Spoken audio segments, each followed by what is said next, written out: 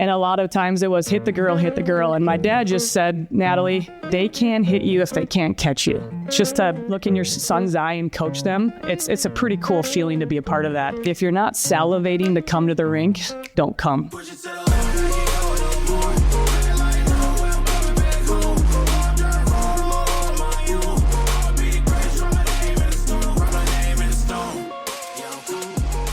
All right, Natalie, thanks for being here today. We got different mics here, so I hope everybody can hear us.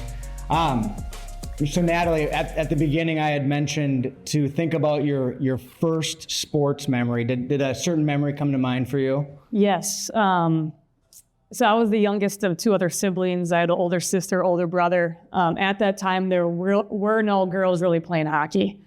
And my grandma bought me a pair of My Little Pony roller skates. Not roller blades. Those didn't exist yet. Roller skates. And I was out there in the driveway with my Little Pony roller skates and my Christian hockey stick, asking my brother to go one-on-one. So I think at that point, my mom and dad knew they were in trouble, that I wasn't your average girl. So that was kind of my first memory of unorganized, competitive play that led into, obviously, my future in hockey. So Natalie, talk a little bit about, having, older brothers or brother. One sister, one brother. One sister, one brother. Talk a little bit about what that was like growing up, and maybe who inspired you to get into youth hockey and just what that kind of, felt like as a female in a sport that there wasn't a lot of girls playing. Yeah, so just being the youngest of two is the quintessential stereotypical growing up, where mom was taking my sister to tap dancing classes and dad was taking my brother to hockey. So naturally, being the youngest one, they're like, where do you want to go? And I was in my dad's vehicle before they were going to the hockey rink. So that kind of shaped, being in rinks. And I just stayed persistent. When I looked out at the rinks, it was male coaches, it was boys playing. And I just stayed persistent to my mom and dad saying, when do I get to play hockey like Ryan? And so on my 5th birthday, they said, when you turn 5 years old, you can play. My mom thinking I would forget. So I woke up in October on my 5th birthday, which is leading up to hockey season, and woke up and said, I get to play hockey now. And they succumbed to that, and the rest is history. So grew up playing with the boys. To be honest with you, I was doing a sport I loved. I didn't recognize that was a male coach, that these were boys. I was going out there doing something I loved, that got me out of bed, that got me excited. So for me, I didn't really realize that I was playing with boys or I was being coached by males. It was just a sport I loved. And the cool thing was too, as time went, those boys didn't look at me as a girl. They looked at me as their teammate. A lot of times, a lot of the chatter was the people in the stands and the opposing coaches and opposing teams that I kind of felt the most adversity from. And sports specialization is a big topic in youth sports today. Was hockey your only sport that you were playing, or were you playing multiple sports growing up? No, growing up, I played everything. I was seasonal. So, in the fall, it was soccer. Winter was hockey. Spring was spring was softball. And then the summers, we were kids. There wasn't the AAAs there is now. We were going to our high school parking lot because it was freshly paved in Egan, and we were playing roller hockey. I got a bunch of us together. I would have the cones on the end of my stick rollerblading up to Egan High School, and we would play roller hockey in the parking lot for hours, unorganized play. Absolutely, as I got older, softball was involved and hockey happened more of training. But even I tell this story to the athletes that I'm around now and train.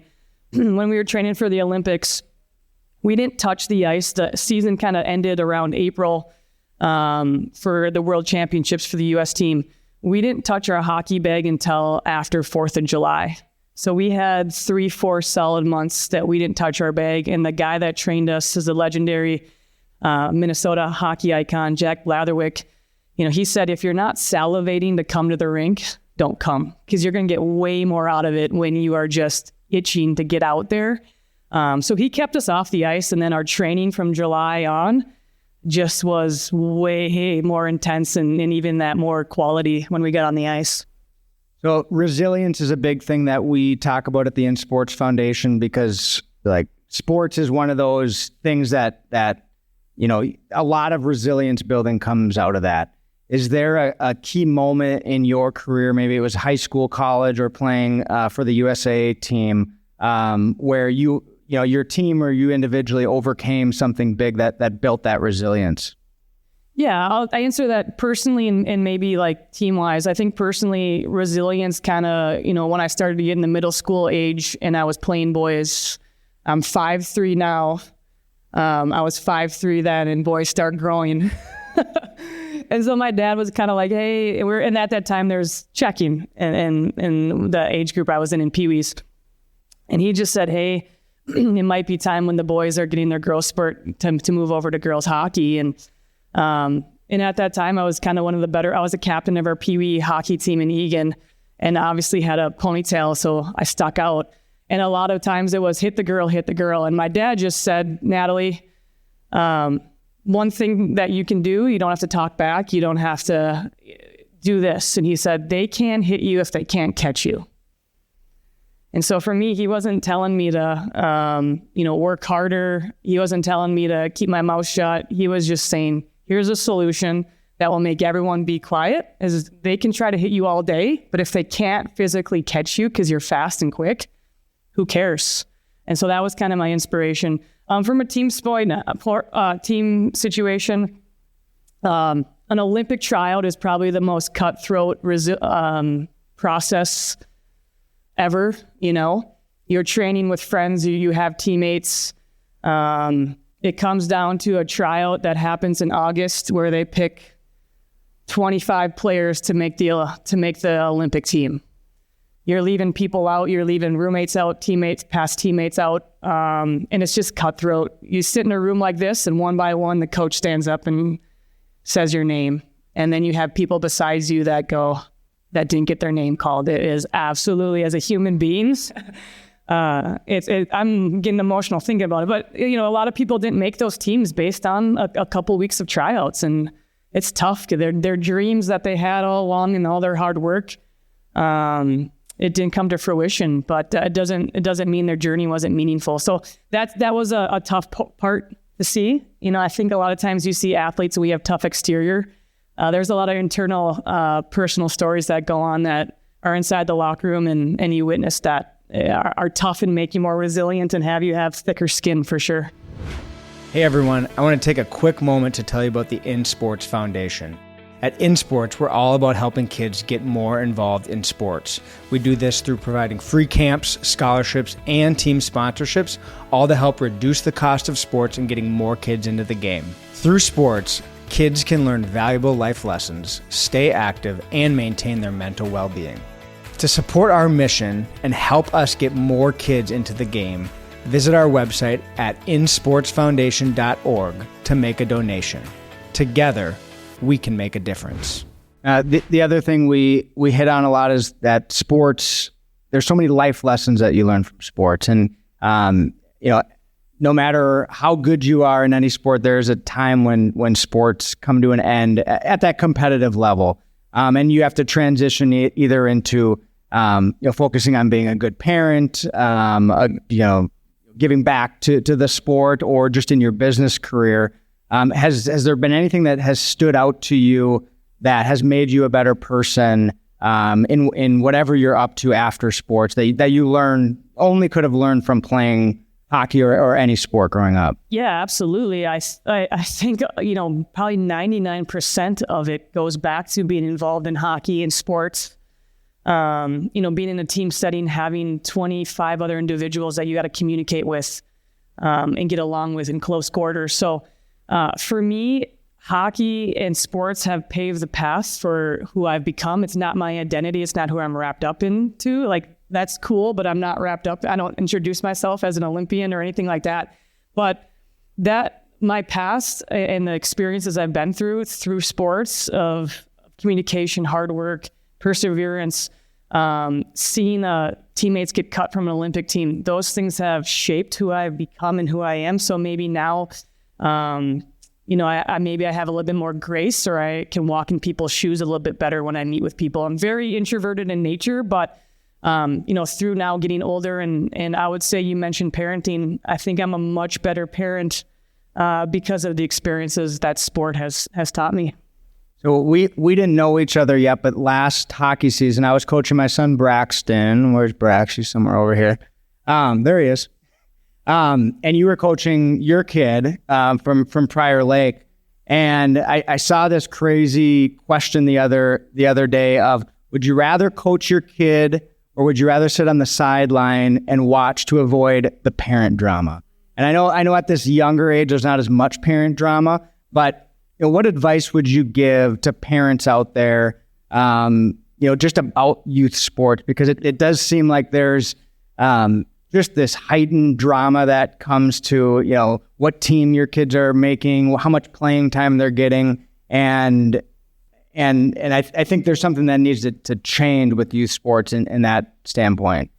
Yeah, I mean, your stats earlier are staggering, about 45 minutes a week of PE and stuff like that. So to answer your question, I would always rather be involved my kids' sports. I grew up, my dad was my coach, and there was a healthy boundary between coach and dad. But just to have that more touch point with your kid's going to remember, they're not going to remember the toy they opened on their 5th birthday. They're going to remember that time you spent with them. So I'm clear to be like, they don't get any extra perks or anything, but just to look in your son's eye and coach them, it's a pretty cool feeling to be a part of that. But as far as youth sports, I will say that a lot of my development growing up was from unorganized play, free play. We don't get free play anymore. Even my sons, they're going from, always organize everything. There comes a time when I'm like, we're not signing up for anything because I want you to figure out today what you're going to do and how you're going to do it. And usually those days are the most fun days and those memory days we remember, where we're going to the lake, we're going tubing, now we're fishing, now we're riding our bikes, now we're racing, now we're playing night games, having a bonfire. Those are the days. And they learn their own social skills. So as much as I'm on the ice with my kids or coaching, there comes a time where you guys got to figure it out and play. We can set up an exercise for you. We can set the parameters, but you guys have to figure out how you play and how you do it. And I think that's what we're missing. We're telling kids so often, turn left around this cone, take 2 steps, turn right, now do a push-up, now get up, now score. They didn't learn anything from that, and they become robots. Our sport we play is about IQ and instincts. You don't learn that from a coach telling you when to turn and when to do stuff. You learn that instinctually. That's where my development, a lot of it, as you mentioned, you grew up playing on the pond, was us going in the Egan High School parking lot and playing roller hockey, going to the outdoor rinks, and just being under their lights until your dad and mom had to come pick you up. That's where I learned instincts and skills and stuff like that you might not have learned from organized play. So that's what I would recommend. If you are in part of youth sports, allow them to have some free play and figure it out, and those instincts will come. I couldn't agree more. We have a lot of business professionals in the room here that are itching to get out on the golf course. Yes. From a foundation like the In Sports Foundation, we're all about giving back to kids to play sports. And there's a lot of kids out there that might not have that parent influence to help them. They need somebody to come in and be that influence. And what would you say to a room like this today, just about the importance of what youth sports brings? Again, I commend you guys in this room. What your organization has done, it's incredible. A lot of people don't have their opportunity and means to sign up for hockey. I just signed my kids up for this winter, and it was over $1,000. Some people can't afford that. So what you guys are doing of your initiative is huge. You guys opening up, your pocketbooks and being here and supporting this organization is only going to get more people involved and teach teach life lessons. Again, I wouldn't be here today in the room I'm in the profession I'm in if I didn't have sports. So I can't thank you guys enough, even though I'm not officially a part of this organization. On behalf of me being here today, it's a great initiative, and more kids need an opportunity to get out and be a part of this. Natalie, anything that I didn't ask you that you wanna mention to the I think everyone wants to golf. You got yeah. And Natalie's gonna be out there too. What hole are you on? 15. 15. I golfed terrible last week, so I'm trying to It's all mental right now, yeah. Awesome. Well, round of applause to Natalie for being here Sure. today. Thanks, Matt. Thank you so much.